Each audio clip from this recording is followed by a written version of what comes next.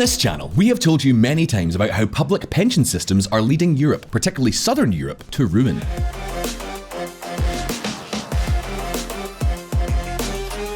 Public debts are near record highs, public spending is getting higher and higher, and neither revenues nor economic development is generating enough money to pay all of those bills. So, what does this all mean? It means that, if this continues, European countries will be forced to massively cut public spending, raise taxes as never before, and in the worst case scenario, a financial crisis capable of destroying the euro itself, at least in its role as the single European currency, which could be unleashed. But why is pension spending so critical in all of this? And why are the alarm bells ringing louder than ever? Well, take a look at this chart.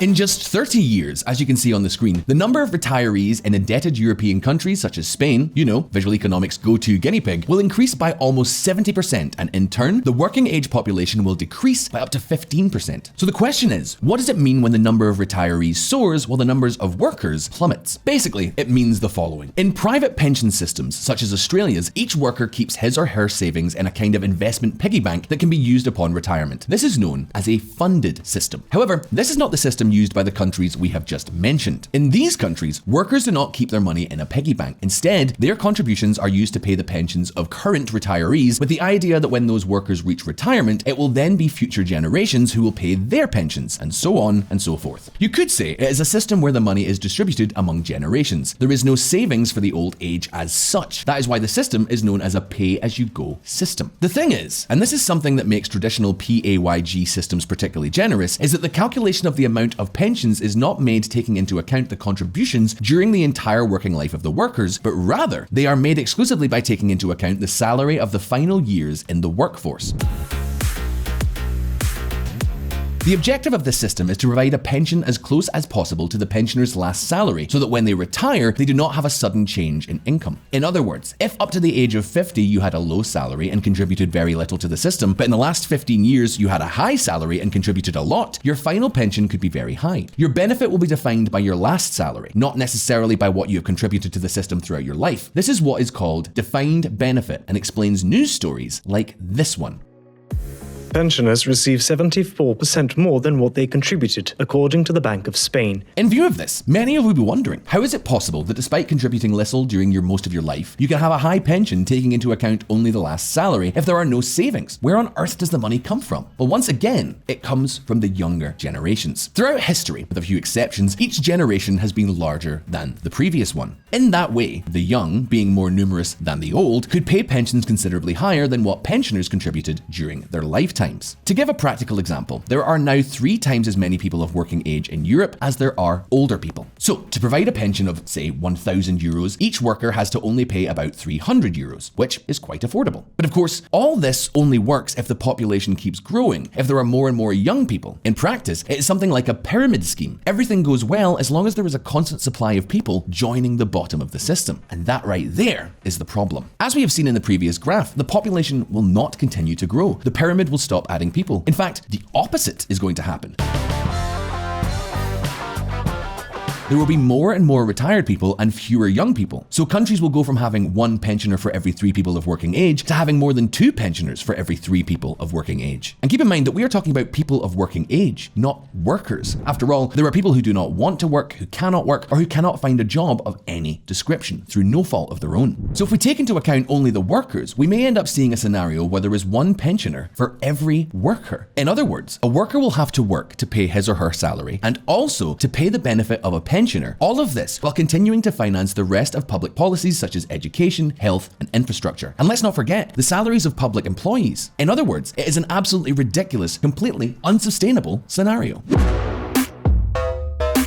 Faced with this situation, the question is, what could be the solution to demographic aging? What can countries do to prevent their pension systems from collapsing? Well, at first glance, the most direct solution would be to move to a capitalization system like the one in Australia that does not depend on demographic aging, a system where each worker saves his or her own funds, and that's it. But let's not be hasty, because the truth is that this solution has one huge, enormous drawback. Think about it. In today's pay-as-you-go systems, the young pay for the pensions of the old. Simple. But of course, moving to a system of capitalization capitalization and private savings would mean that the young people's money, instead of going to the elderly, would go to their personal piggy bank. In that case, the elderly would no longer receive money from the young, and the problem is that they would also have no money saved because they were promised throughout their lives that the coming generations would pay for their pensions. In other words, moving to a funded system would mean taking on gigantic amounts of public debt or leaving current retirees without pensions. The only alternative would be for young people to pay for both the pensions of older people and the savings of the new system. But what can I say? That simply does not seem to be a feasible solution or necessarily a fair one. So then, if it is not possible to switch from one system to the other, are the public pay-go systems doomed to collapse due to demographic aging? Is there no third alternative beyond the two traditional systems that we have? Well, these are the questions that are the key to this video. You see, there was one country that more than 30 years ago realized that the traditional distribution systems were going to suffer serious problems with the aging of their population. So instead of standing idly by and waiting for the tsunami as some countries, such as Spain and Italy, have done, this country changed the system completely to a new one called notional accounts. This system of notional accounts proved to be truly sustainable, was able to provide a decent life for retirees, and above all, set an example that the European countries in trouble could easily imitate. This country is none other than Sweden.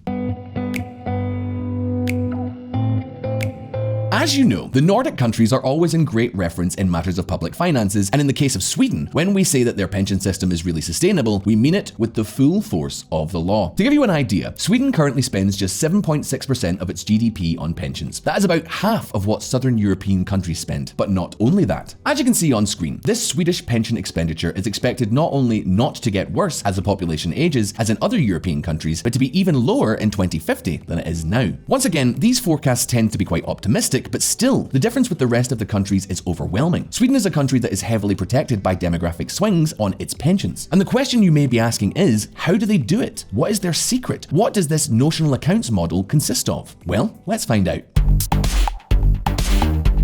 Check, please.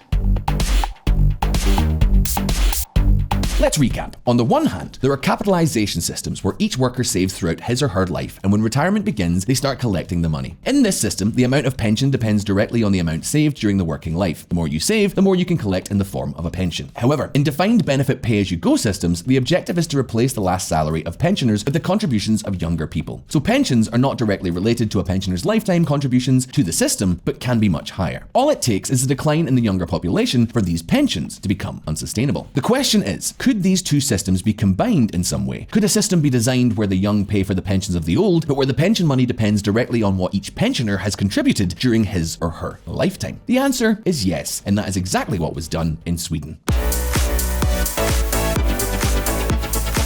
As in the defined benefit pay-as-you-go system we have seen, in Sweden, the young still pay for the pensions of their elders. The difference is that in the Swedish system, each worker's payment is recorded in a database, and upon reaching retirement age, each pensioner is entitled to only what was contributed during his or her working life, which in turn will be paid by the next generation. In short, the Swedish system is like a system that combines capitalization and private savings, but is distributed among generations. And take note, because this is not all. The contributed money that is recorded in this database is not an amount that remains static, but a kind of virtual fund that increases and reevaluates over time as if it were an investment. And what does this reevaluation depend on, you might ask? Well, it essentially depends on the increase in salaries. If young people earn more and more, the savings accumulated in these accounts will grow more, and in turn, so will pensions. What this means is that when pensioners go to vote, their objective is that the country should do well and that the salary should go up. Their pensions do not depend on increased birth rates or squeezing the younger generations with more and more taxes. They depend on young people receiving more money. And keep in mind that if the country is doing badly, pensions and savings accounts may also decrease, harming both pensioners and active workers. In this case, if it goes badly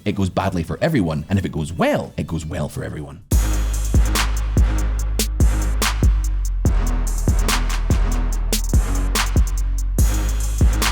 This, in the short term, may appear to be a problem for pensioners who will not be protected from economic ups and downs, but in the long term, with their votes, they will ensure that the country does well and that the economy grows, unlike in other countries where the only important thing is to increase pensions at the cost of massive state debt and higher taxes, thus destroying economic activity. So, it's a full-fledged alignment of incentives. But what happens if you have contributed, say, 200,000 euros to the system, but then you live for many years as a pensioner and spend all that money? Are you left in the gutter? Well, no, because the pension calculation is is made by adjusting the money saved to the life expectancy. That is, if you save, say, €280,000 over time and your life expectancy is 20 years beyond pension age, at the time of your retirement, that sum of money will be divided into 20 years, and from there you will get your annual pension, which will be about €1,200 per month until you die. This calculation is somewhat more complex in real life, but you get the general idea. The thing is that since there are some people who die before their life expectancy and other people who live longer, in the end, the expense is compensated. It is something like an insurance against old age. And do you realize what this means? It means that if life expectancy increases and the population ages, pensions will automatically adjust to this, eliminating much of the harmful effects of an aging population and keeping the system robust against demographic shifts. Although, hold on a minute, because I know what you're thinking now.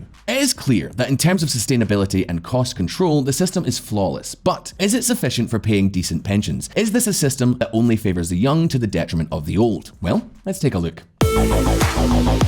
Sustainable, yes, but efficient? Let's make one thing clear at the outset here. The Swedish notional account system is less generous to pensioners, bearing in mind that, in the end, it is a system that needs less expenditure than traditional pay-as-you-go systems to be sustainable, and that means lower average public pensions. Although they are not so low, as you can see in the graph, they are quite similar to the OECD average, but higher than in some countries such as Germany or Great Britain. And keep in mind also that this figure represents a percentage of the last average salary of retirees, which is much higher than in other countries. The point is that Swedish pensions are average, but they are not a waste of money. When there is no money, there is no money. Whether a country has one system or another, in both cases, spending must be controlled. The question is how the spending is controlled.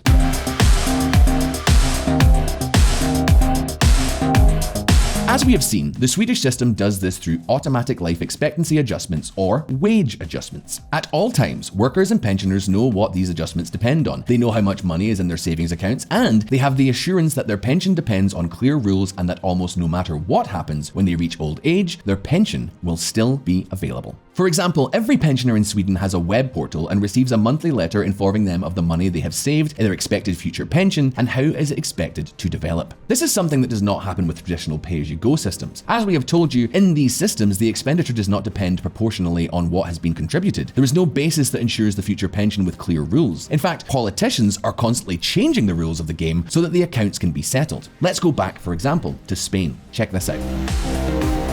Minister Escriva advocates a cultural change to work more until the age of 75. In this type of system, workers do not know what age they are able to retire, how much they will receive, or even how their pension will be calculated in the future. This means that workers do not see contributions to the system as savings, but rather as a tax that does not guarantee an equivalent future pension. A tax that on many occasions they make an effort to avoid via the underground economy, thus worsening the situation even more.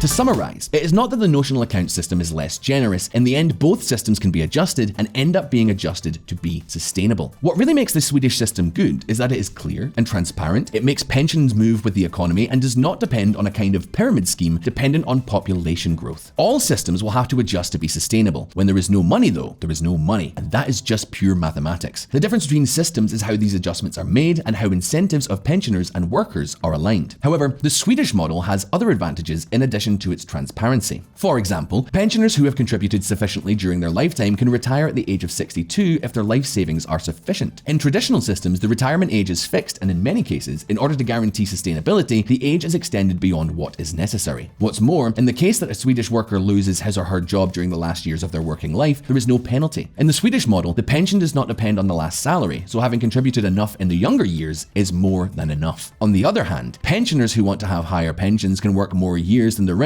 and continue to increase their savings until age, say, 65 or 70. This is something that does not happen in conventional systems. If a pensioner wants a higher pension, they can't do anything. Working more years, however, much he or her wants to, or however much energy he or she has left over, does not benefit him or her in any way. Remember that the pension depends on the last salary, not the total amount contributed.